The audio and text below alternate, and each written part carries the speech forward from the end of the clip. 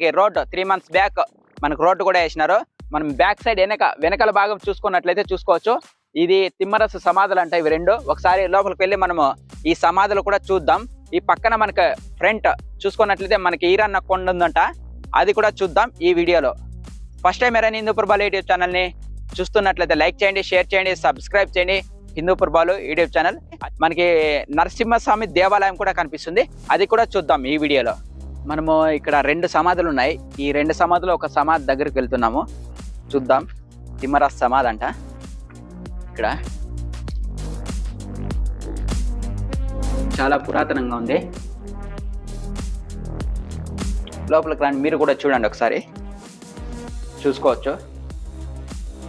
చాలా సంవత్సరాలది ఇది.